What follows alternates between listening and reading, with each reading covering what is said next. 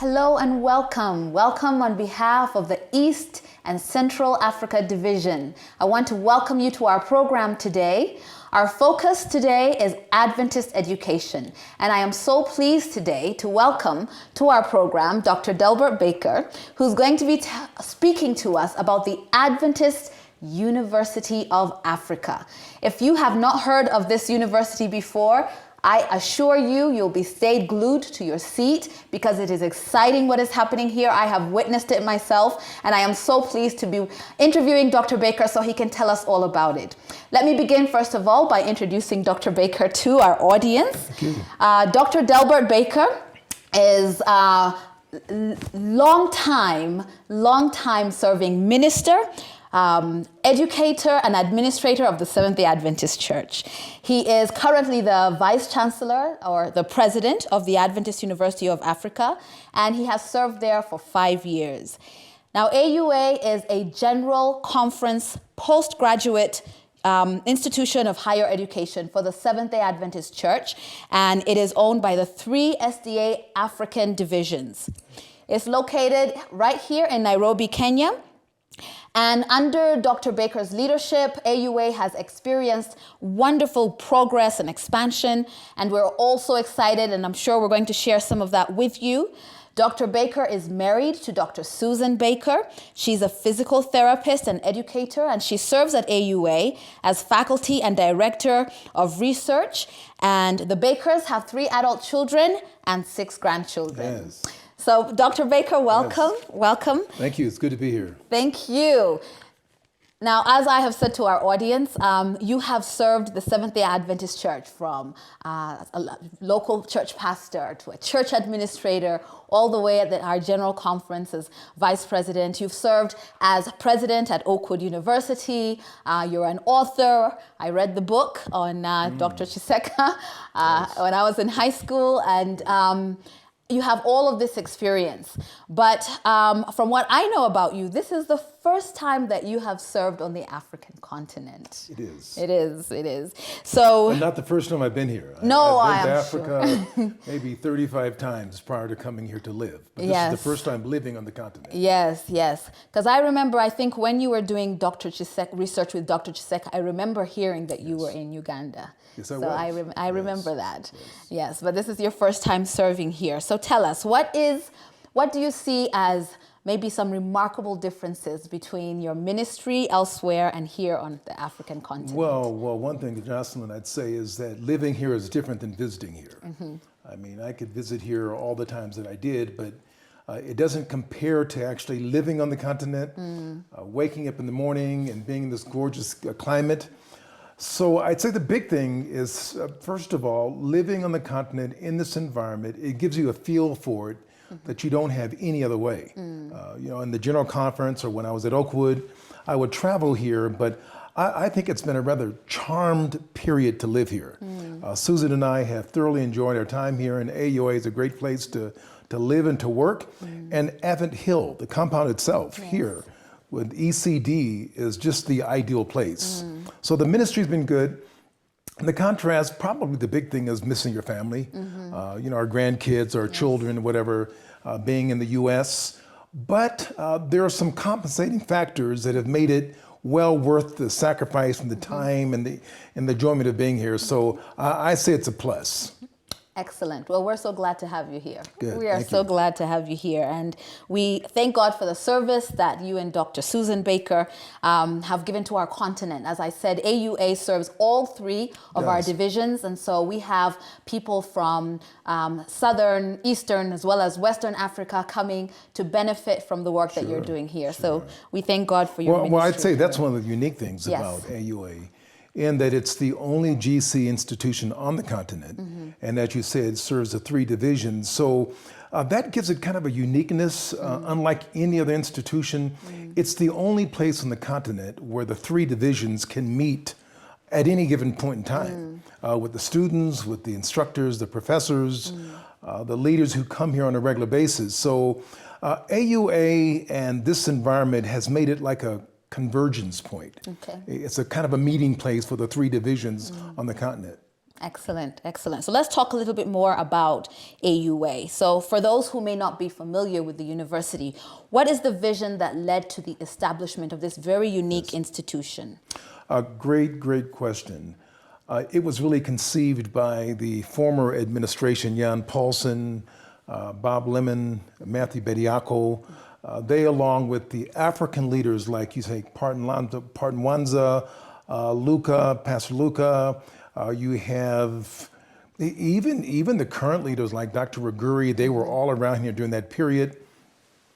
Jeffrey Wana, they all were the leaders that helped to conceive the idea of having a seminary, a place to train ministers and theological workers right here in the continent, so they wouldn't have to go to Andrews and all around the world. So the idea was, let's make a world-class institution here, established right here in East Central Africa, kind of a central point. And as a result, by using the professors from all three divisions, but having the base here, the genius is that you can provide education right here in the continent, matching anywhere in the world. In fact, the uniqueness is that we can call people from around the globe, in any of the 13 divisions. Here on the continent of Africa, we can call them, they come and teach our students. So then they get really a cosmopolitan, global type of education. And the 700 plus students that we have graduated so far here, between masters and doctoral programs, are making a tremendous impact on the continent of Africa and literally around the world. So it is an experiment that has worked. Okay. And I even believe that greater things will happen in the years to come. It's interesting, as you were talking about, the fact that, people don't have to travel to other parts of the world, but they can get world-class education here. If there's someone watching and they're thinking, but I do want to travel to other places of the world, what benefit can they get by actually getting their education here? Well, I mean, when I say they don't have to travel to other parts of the world, I'm saying off this continent. Yes. They have to travel on this continent for sure. Yes. And of the 54 countries on the continent of Africa and the 48 sub-Saharan countries, there's a lot of traveling in between. Yes. So from southern part to the western part, northern part, they come here to the central part.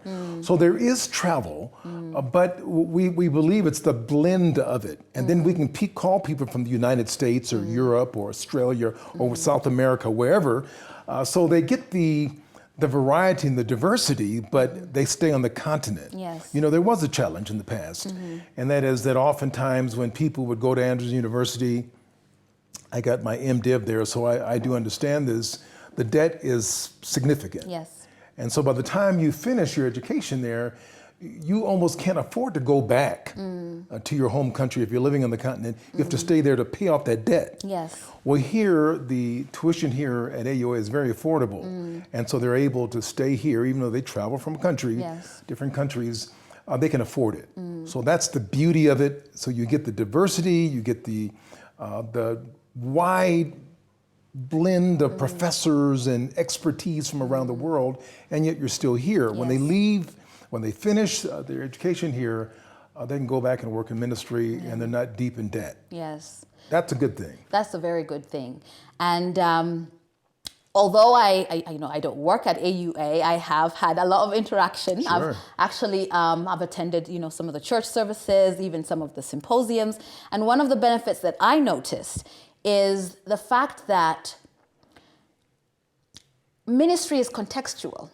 And one of the things that I noticed, looking at some of the discussions in the symposiums and some of the programs, I noticed that this is ministry that is for Africa. That's right. And so I think, my father also went to Andrews, went to Oakwood with you. Sure. And I think that's wonderful. But I think it's also great that we have education that is contextual to Africa's needs. Absolutely. And so I think that actually helps to benefit the ministry and what people can actually do when they go out there in the field. Well, that's the beauty of the gospel. Yeah. I mean, you said contextual. That's exactly what it is. It's indigenous. We use people from Africa.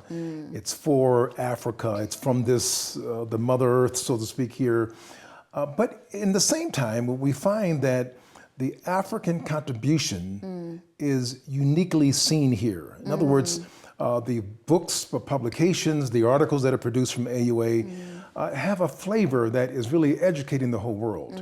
And so it's not simply by Africa, for Africa. No, it's in Africa for the world. Amen. And the world has a chance to get this flavor, the uniqueness of AUA. Like, for example, about 3 years ago, they had this Pan-African Family Conference here.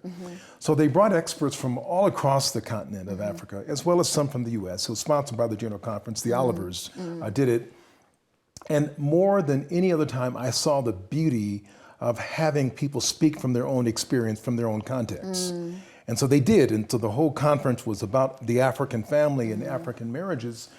But the publication from that conference literally spread around the world. I mean, it was used in different institutions, universities around the world.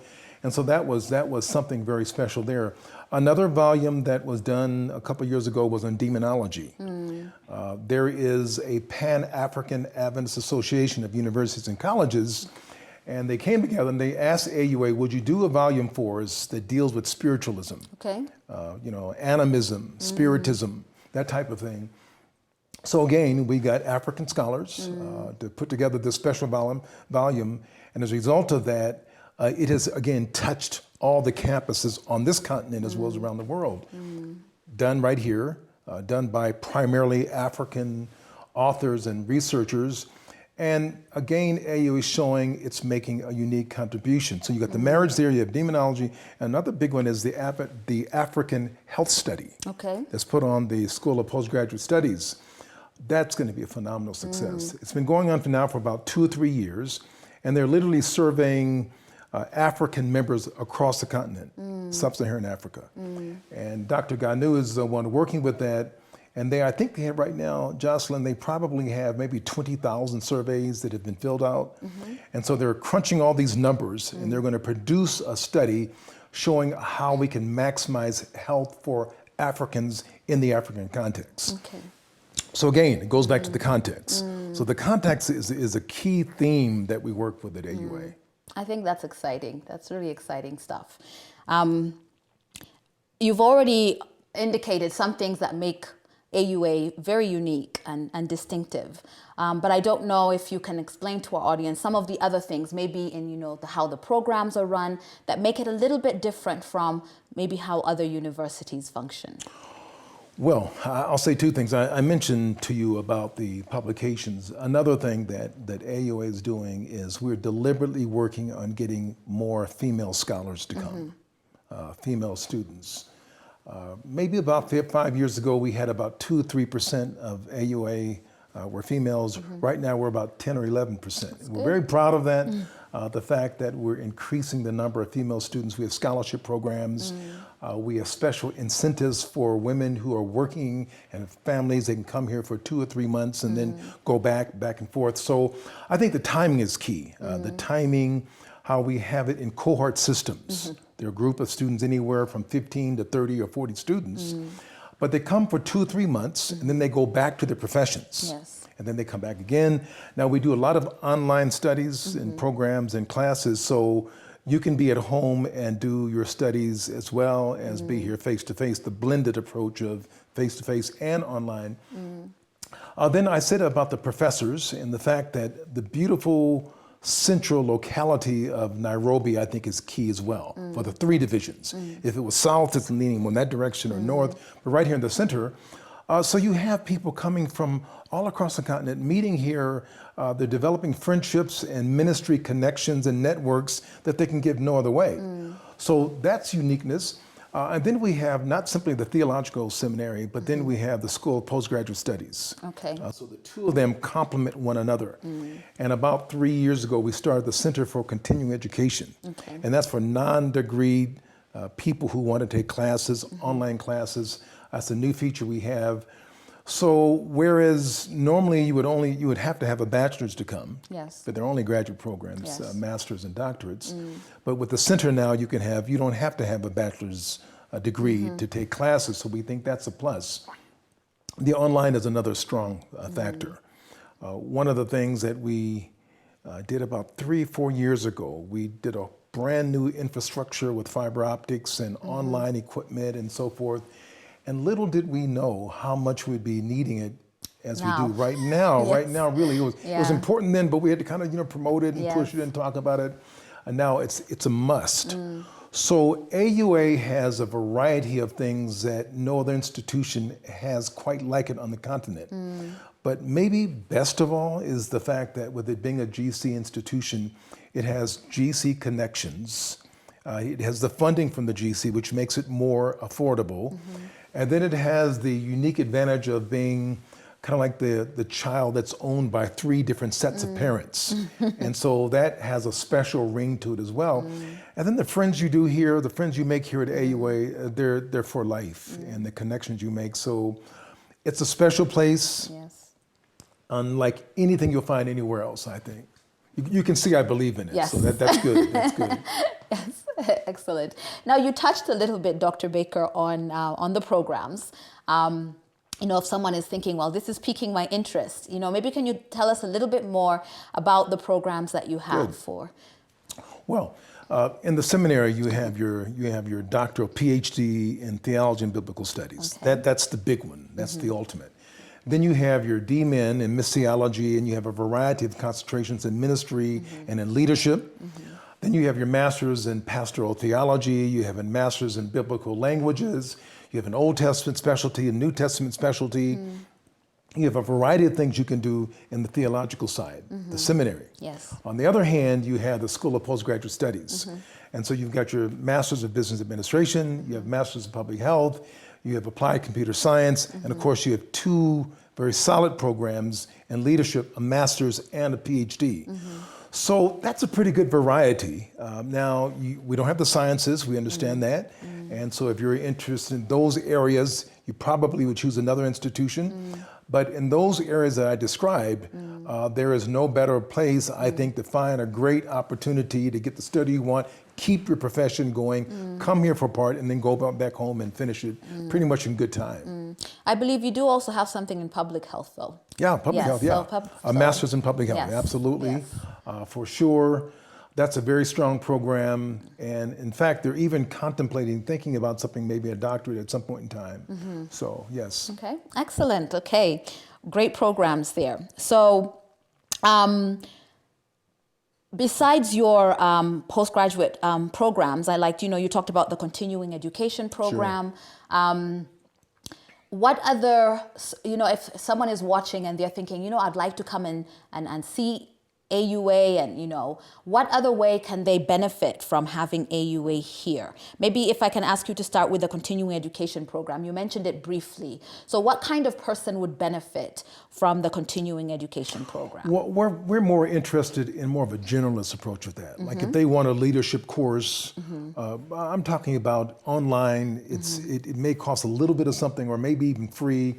If you're talking about financial management, things like that. If you're talking about things dealing with emotional intelligence, these are the online courses that either we're working on or have that a person can take, but that's for not credit, okay? But the big thing that the continuing education programs offer is the teacher certification. That's one we've been doing for about 2 years now, and we have done 3 of those. 90% of the teachers on the continent of Africa, they don't have Adventist training. They're trained in education, but not Adventist training.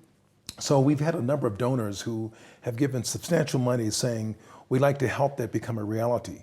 So we're training teachers in a 2-week intensive in the area of Bible beliefs, the philosophy of Christian education, health. We talk about finances and basically school management. So that program is a great success. We just did one in South Sudan. We're planning to do one in Liberia next year once this COVID-19 is passed. So that's a plus. And then we're working on some things, online education with the center. That's going to be a plus as well. And then basically betterment, self-improvement courses, professional development. That's what's available with the Center for Continuing Education. We call it CCE. I'm just listening to that and I'm thinking, there might be some head teachers watching here thinking, that might be something that would benefit my school, particularly our Adventist schools, where, just having all of the teachers trained. Now, I'm a teacher And but I went to a public university. I studied from Makerere, and then I went. And, yes. So, and I think, you know, I'm just thinking, even as an individual teacher, that would be helpful if you're thinking about not only working in an Adventist school, because actually I believe in the Adventist philosophy of education, and I think, you know, just having those tools as a teacher is very helpful. So I'm excited, you know, hearing about those kinds of programs. But there are other things as well. For example, tell us about the Ellen G. White branch office that's right here. Oh yes, yes. It's one of the only ones in the world. I mean, the way the philosophy of the E.G. White estate works is the main one is in Silver Spring, Maryland, the General Conference. Well, then they have branch offices and then research offices and then just general offices. So only a few places have the branch offices. They have everything they have in the White estate, the GC. So AUA has one of the branch offices here. So it's fully outfitted to deal with anything, any research done in the area of the spirit of prophecy. They can do it right here on campus. And so the center is well and doing good. It's for the 3 divisions again. And it's right next door to our Adventist African Heritage Museum. Yes. So that's a good compliment too. We have the history of all 3 divisions in that museum. And then next to that, we have the Ellen G. White estate with all of the writings there. But of course, I mean, a person can come here to do research, and that's important. I believe in the White estate so much. In fact, I just did a class on it for the last 2 weeks online. And I spent a year of my ministry in the White estate in Washington, D.C. But I'm saying this to say that now all the writings of Ellen G. White are online now. They're free of charge. A few years ago, a physician in the U.S. gave the Ellen G. White estate there more than $1 million, and his charge was simply this. He said, I'd like you to make it available that all of the writings of the Spirit of Prophecy, Ellen White's writings, are made available to everyone in the church free of charge. Yes. And that's what they've done. So I'm saying I wanted our listeners to know they're available, but if they wanted to do intense research or to come up close and to work with somebody who can assist them, AUA is the place to visit and to plan to do some serious research here. Excellent, excellent. Okay, so lots of exciting things happening at AUA. Now, for those who have visited Advent Hill, they'll know that when you come from the town of Ongatarongai and you start to drive down, there's a little valley, and then you start to come up, you see this, what was our iconic building, the Judith Thomas Library. And for a long time, that's what, you know, people would think of at AUA. Until recently, Sunday, the 3rd of November, 2019. That's right. We have another iconic building. Wonderful, wonderful weekend to open this building. Tell us about the MultiPurpose Complex building. It's the Lindsey Thomas Jr. MultiPurpose Complex. And it is a marvelous facility. Yes. And when I was at Oakwood, Jocelyn, I worked with a number of projects, but this is second to none. This really is. This complex is absolutely beautiful. It was given by donors from on the continent of Africa, as well as a main donor from the United States. In fact, I can tell you, it's the widow of Lindsey Thomas. Lindsey Thomas made about 35, 40 trips here some years ago. He's the late now. He was committed to evangelism and teaching and developing Africa. So, well, when he passed, shortly after I arrived here, I knew his wife from years ago from California. And we got together, and she wanted to do something in memory of her husband. And around the same time, the Strategic Development Partners, it's a group here in Kenya that was working with the former Vice-Chancellor, that's Dr. Antwi. They wanted to build a facility. It was maybe science, maybe technology, maybe this or that. So they had seed money to work with. But when I came, I saw the vision, I caught the vision that was here, and the opportunity was wide open. And so as a result of that, we have been able to raise well over $4 million and put this complex up. It's, as you know the name of it. You're right, it was dedicated November of 2019. It has a 1,200-seat auditorium. The acoustics are just absolutely beautiful. In fact, our opening concert there by Wintley Phipps, you were the MC or one of the main persons there, and so we appreciate that. So it's the auditorium. We have 8 classrooms. We have a little small media room. We have a health clinic. We have banking services. We have a little health club. And we have just so many great things. It's like 80,000 plus square feet. I mean, it's a great facility. It is. So what this has done, complementing the library, which was, as you said, cornerstone, now pretty much we have the facility needs taken care of for the next, I'd say probably 10 years plus, give or take something. That along with the new dorm we just put up, the hostel, the fourth one, and the new faculty apartments that we put up. Those are putting us in a good position as we're ending off this 5-year period. I believe the future is bright for the future. One other thing I'll tell you about, in fact, two. In the center of the campus, every university needs some kind of a visual piece that everybody can kind of surround, and that says what the university is about. Ours is developing leaders. That's our motto. And now, right in the center of the campus, we have a beautiful, proud monument. It's called the Leadership Legacy Monument. Yes. It's a picture of Elijah passing on the mantle to Elisha. And it shows how we at AUA are passing on the leadership mantle to the next generation, or even to people when they go back to their homes from here, passing on the leadership skills, talents, and abilities.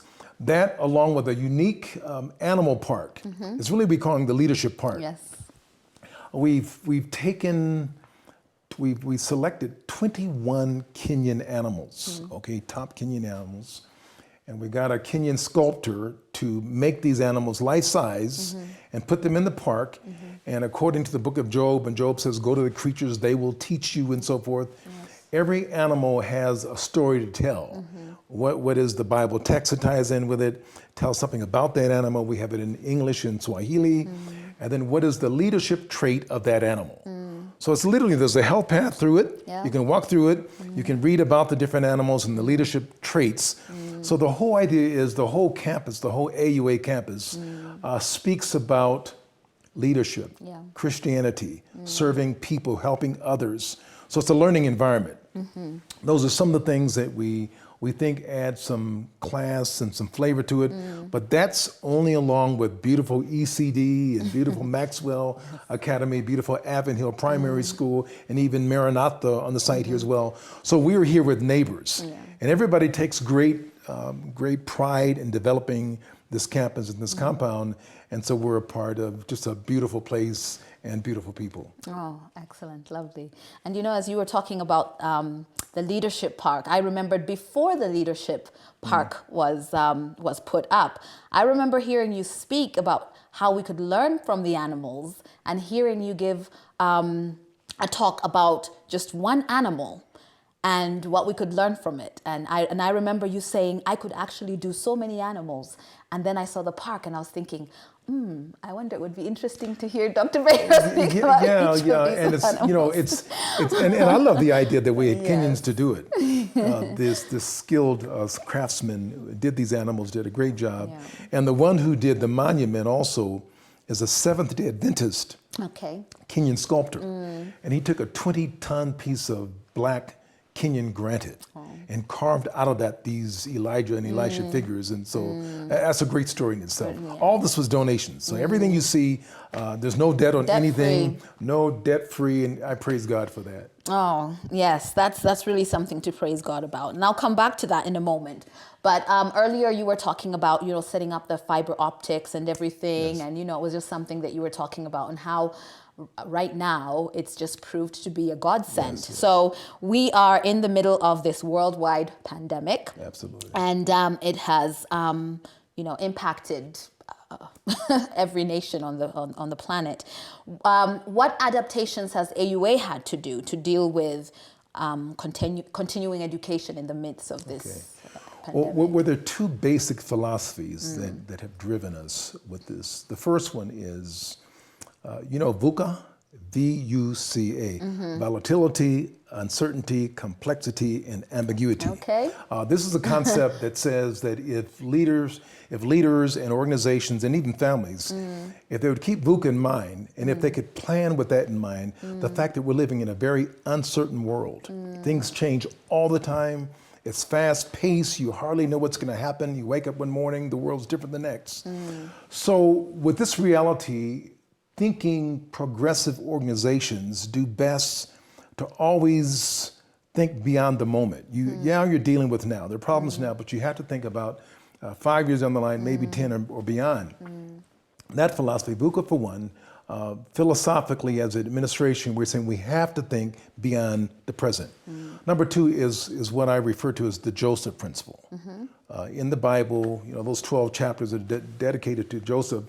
The center of that is when he finally is called before Pharaoh, and then Pharaoh says, I've had these dreams. He tells him the dreams. And then he goes on to say, here's what you must do to get ready for the famine that is to come. Yes. Take the plenty years and get ready for them. So that's basically my philosophy in leadership, that you're always anticipating down the line. So we took the first years when we're getting all these donations in, we didn't waste the money. We invested in substantial infrastructure, systems of the school, making the school better, doing good accreditation visits, and investing in fiber optics, knowing that online education, online learning is not simply the way of the future, but now, right now. So that was God sent, Jocelyn. I mean, the fact that we put that money in, I'm talking about a couple $100,000. It was substantial money. And at that time, some people wondered, well, why are you doing that? And Africa's not really ready for online education. That's not really where we're going. I knew better, and African scholars and those Africans who are looking at now and in the future said the same thing. You've got to get ready for it. So we did, and I thank God for that, with that Joseph principle and that VUCA. We got Polycom, we got the equipment, we got Moodle, the platform, the instructional platform. Zoom was everybody with license several years ago for all the faculty. And then on March 16, when COVID-19, that strand of coronavirus, when it hit Kenya. Yes. And for a while there, it seemed like it wasn't going to hit Africa that much. It's like, we might be exempt. And I was like thanking God for that, but it wasn't to be. Africa was affected like all the other continents of the world. But when it hit in March, and we had to send our students home on the 17th of March, we were ready the next week to go totally online. So all of our classes that were going on, close to 200 students here, they went home in a matter of 2 or 3, 4 days. And then that next week, on that Monday, Tuesday, everything has been online. And we've been doing it ever since then. So we haven't missed one class. Our online education program is just pretty much nonstop. So we're doing it from around the continent. The other thing people said, and maybe some other educators or other schools they could get something from this point. They said, well, the students, they may not have bandwidth and internet. So you may have the online programs, but maybe they can't get on their end. Yes. That can be true, but the overwhelming majority of times it's not true. Students can find a way. They can go to a hotspot, they can use their phones, they can use their laptops, computers, whatever, or even go in groups at times, or obviously they can't do it now with social distancing, but it's not been a problem. So it's amazing how human systems and human organizations adapt. They have to be agile and switch and move and fix to the situation. And it's happened here. So we praise God for it. And I know a lot of our institutions are doing the same thing. So AUA is not unique. But when you ask me about how do we face the challenges of the future, I say to anyone thinking for your families, for your personal lives, you live for not only the moment, but you're thinking ahead. You're preparing for that eventuality, that Joseph principle. Now, talking about, it seems to me you guys had a head start because everybody, Maxwell Academy. We took the head start. Yes. In other words, we made it though. Yes, you did because you were already planning. You already had infrastructure in place. Many institutions on our continent had to just kind of adapt to the emergency.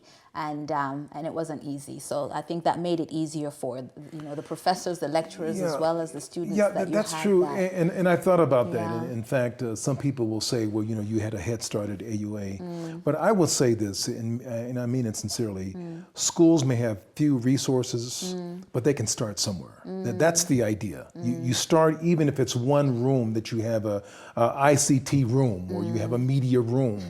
And then maybe that's where you do all your primary teaching from. they can start small, and it's amazing how once you put your mind on a goal and you start working toward it, even resources can move toward that. Yes. Not all at once, but when Yes. people see what you're doing, they say, these people are doing something. Yeah. And I'll tell you, I spend a significant amount of my time fundraising. My wife and myself, both of us, we will go literally around the world seeking funding for it. So educators who want their elementary schools, their K through 12 or their academies or whatever, once they set clear goals, a vision of what they want, and then they begin to work toward those goals, they tell people what they're doing, it's amazing how funds can gravitate toward that and start small. I mean, you wouldn't get an infrastructure that's going to take a whole lot to run it, but you can get a room, a certain area on your campus, and once you start there, you'll see the advantages of it, Yes. and you'll even bring income in for that reason, and students will come because of it, and then it kind of helps you to even build and do more from there. Think ahead, plan ahead. Absolutely. Plan for the unexpected. So one of the things that really struck me is with all of this development that's happening at AUA, from the monuments, the multi-purpose complex, all of it being debt-free. I think even with this unexpected, unprecedented pandemic, that also puts AUA on a different footing because many of our institutions have really struggled. I mean, Yes. this pandemic has hit the world. It's been a huge economic bomb that has landed. And, we're hearing, some of our strongest institutions, even in North American division, having to lay off hundreds That's correct. of staff. So for AUA, what impact has this pandemic had on you? Well, it's been tremendous. I mean, it's changed our lifestyles, and we'll never be the same again. You mentioned earlier on, you asked some of the distinguishing factors of the AUA. One of the factors is the dedicated faculty. Now, I know as Vice-Chancellor or President, people say that, but I say it with great sincerity because never have I been at any institution, and I've been to a number of them, where the faculty were more adept and committed and able to do so many different things at one time. Wow. It's not a huge institution, but it serves a huge area. Yes. And our faculty have exhibited the ability to be very facile, very multifaceted. They can do a lot of different things. And so they have been able to kind of take this COVID-19 situation. And when I said we did it from home, I mean, or we just did it the next week. Well, now that says something about technology, but it says more about the people. I mean, imagine if you're a faculty Yes. and you're not used to using this, and then all of a sudden you have to go right online doing it. That takes some real skills, ambidextrous, the ability to be very, very versatile, and they've done a great job with it, and so they're doing it even now. So I said the technology has helped, but also the faculty and the administrators have it. And I want to say to Kenya, I'm glad being in this environment because I know some countries who are not quite so open and willing to let institutions be innovative during this crisis period, okay? So our Q, the Commission for University Education, they knew what was going on and they said, listen, we know this is an unusual time, it's a crisis, and so we are being open to allow this as long as we hold the standards of quality high, you can do it. So the factors were, everything was in alignment, all the constellations were right in alignment, the faculty, the technology, the country itself, here in Avent Hill, the facilities here. So I think God has rewarded hard work, the right context, the crisis came, and we're willing to rise to the occasion. And I say to other institutions looking on, they can do the same thing. Their conditions are different. I mean, I know everything's different, and they say, well, he got some money. Well, God can open things up for you. Yes. It all depends on where you are and what you're doing. I have this little philosophy that goes like this. I call it TED. TED. think, and do. Okay. Many people think, but they don't do. And then many people do, but they don't think. So we've got to get the two together, you know, we have to get the two together.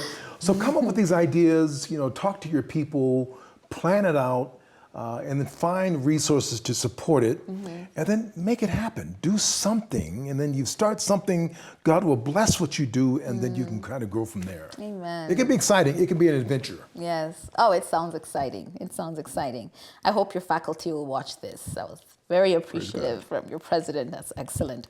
So, Dr. Baker, earlier you said, you know, VUCA, you know, but we need to plan for the unexpected. Yes. So you've been at AUA for 5 years now. What is your vision for AUA for the next 10 years?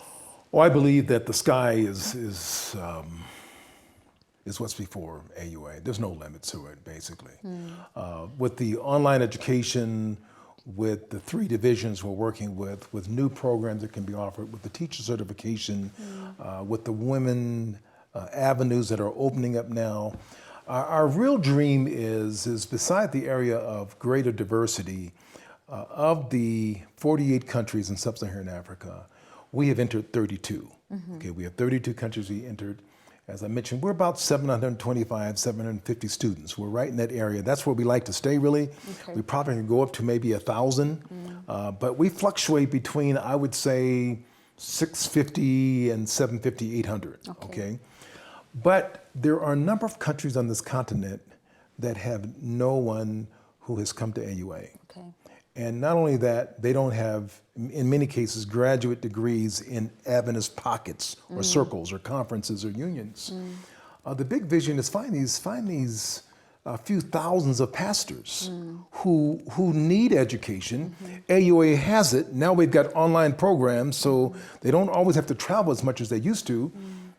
That's a great area. Well, we've got a 4-tier marketing plan. The first tier is the executives of the divisions, unions, conferences, okay? The second tier are basically departmental people, hospital workers, office workers, staff workers. And then the third one is, you know, we're talking about pastors, and the second one is pastors and the workers, but the third one is basically dealing with Adventists who are not workers. And then the fourth tier are those people who are not even associated with the church. So in those 4 tiers, the sky's the limit. I mean, there's just no end to what can happen. So that, and then with the facilities we have here and the close proximity to the 3 divisions, there's untold possibilities, just as wide open. So I think this future's bright. The GC has given us great support. The current administration, Paulson's administration, now Ted Wilson's administration, they have been with us all the way through. With all of our building projects, they've worked with us. And of course, the 3 division presidents with the executive officers, we could not have asked for more from them. And that's no commercial. That's the truth. They really worked well with us, and we thank God for it. Amen, amen. No end to what can happen. No end to what God can do through the ministry of AUA and the leaders that you're developing for our continent. So a final word, Dr. Baker, as we wind up our program today. What word of encouragement can you leave with our viewers? I would say, in the times we're living, we believe that Jesus is coming soon. We don't know when. And we know events will happen before that happens, but we believe it's soon. And we need a leadership brand, a style of leadership that will face the challenges of the times we're living in. I call it last day leaders or strong Adventist leaders. You know, we have strong natural leaders and then we have strong spiritual leaders, but I believe that God is calling us now to develop strong Adventist leaders who will face the times, face the challenges, rise to it, and lead the people to the promised land. And that's the second coming of Jesus Christ, sharing the gospel of Jesus Christ. That's my word to our listeners. Amen, amen. That's a perfect place to end our program. We hope that you have been informed. We hope that you have been blessed. We hope that you've learned something that will not only bless you, but you can use to bless others around you. We pray God's blessings over you. Be blessed, stay safe. God bless and keep you.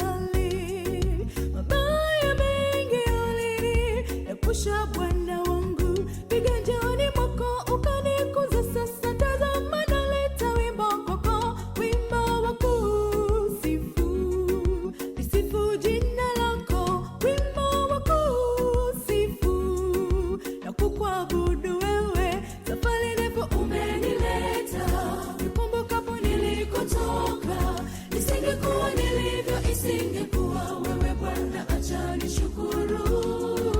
Asante, asante Mungu wangu. Ipaza sauti yangu, nikiimba sifa zako Bwana. Stahili kuabudiwa Bwana. Jina lako liinuliwe juu. Ipaza sauti yangu, nikiimba sifa zako Bwana. Stahili kuabudiwa Bwana. Jina lako liinuliwe juu.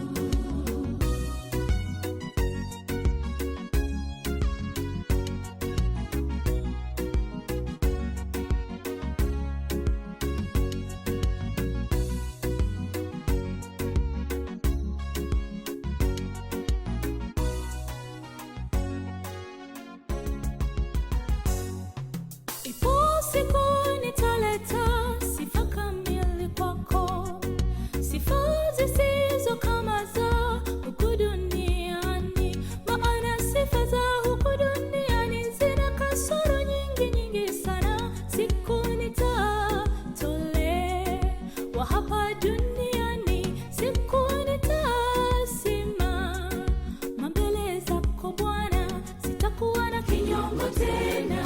Nitasimama kwa ujasiri, ulimi wangu na maneno yake yote yatakuwa yametakasika. Ajabu, nitaimba ajabu. Ipaza sauti yangu, nikiimba sifa zako Bwana. Stahili kuabudiwa Bwana. Jina lako liinuliwe juu. Ipaza sauti yangu,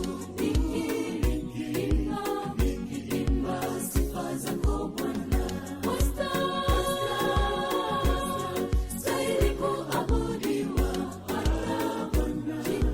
Jina lako liinuliwe juu. Ipaza sauti yangu, nikiimba sifa zako Bwana. Stahili kuabudiwa Bwana. Jina lako liinuliwe juu.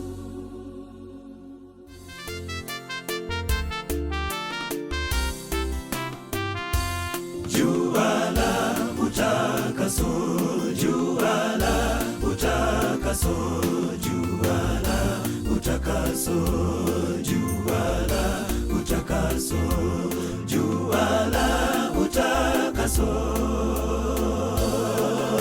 Bwana wa mabwana ndiye mfalme wa wafalme, yeye ndiye anakuja, mkombozi wetu. Bwana wa mabwana ndiye mfalme wa wafalme, yeye ndiye anakuja, mkombozi wetu. Makelele ya furaha yasikika kote, mfalme jemedari ndiye anakuja. Makelele ya furaha yasikika kote, mfalme jemedari ndiye anakuja. Sema kwa sauti, sema sana, mataifa yote yasikie. Sema hata japo wakatae, ni wokovu wao waambie. Sema kwa sauti, sema sana, mataifa yote yasikie. Sema hata japo wakatae, ni wokovu wao waambie.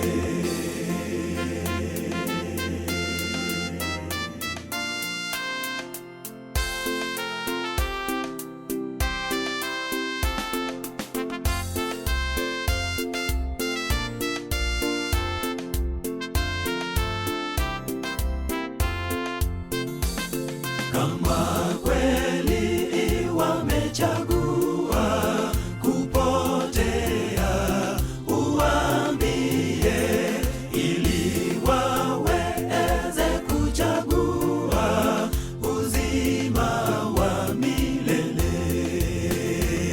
Kama kweli wamechagua kupotea, uambie ili waweze kuchagua uzima wa milele. Sema tena, sema sana, sema watu wote wasikie. Sema tena, sema sana, sema watu wote wasikie. Sema kwa sauti, sema sana, mataifa yote yasikie. Sema hata japo wakatae, ni wokovu wao waambie. Sema kwa sauti, sema sana, mataifa yote yasikie. Sema hata japo wakatae, ni wokovu wao waambie.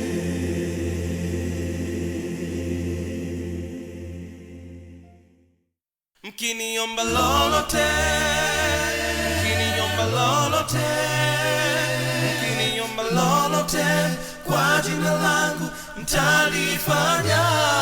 Mkiniomba lolote, mkiniomba lolote, mkiniomba lolote, kwa jina langu mtalifanya. Ninajua mawazo ambayo ninayowawazia ninyi, ya kuwa si mawazo mabaya, bali ni mawazo yaliyo mema. Ninajua mawazo ambayo ninayowawazia ninyi, ya kuwa si mawazo mabaya, bali ni mawazo mema. Wapa ninyi tumaini siku zenu za mwisho, nanyi mtaniomba nitasikia. Mkiniomba lolote, mkiniomba lolote, mkiniomba lolote, kwa jina langu mtalifanya. Mkiniomba lolote, mkiniomba lolote, mkiniomba lolote, kwa jina langu mtalifanya. Ninajua mawazo ambayo ninayowawazia ninyi, ya kuwa si mawazo mabaya, bali ni mawazo yaliyo mema. Ninajua mawazo ambayo ninayowawazia ninyi, ya kuwa si mawazo mabaya, bali ni mawazo mema. Wapa ninyi tumaini siku zenu za mwisho, nanyi mtaniomba nitasikia. Mkiniomba lolote, mkiniomba lolote, mkiniomba lolote, kwa jina langu mtalifanya. Mkiniomba lolote, mkiniomba lolote, mkiniomba lolote, kwa jina langu mtalifanya. Lolote, lolote, kwa jina langu mtalifanya. Mkiniomba lolote, mkiniomba lolote, mkiniomba lolote, kwa jina langu mtalifanya. Mkiniomba lolote, mkiniomba lolote, Bwana, mkiniomba lolote, kwa jina langu mtalifanya.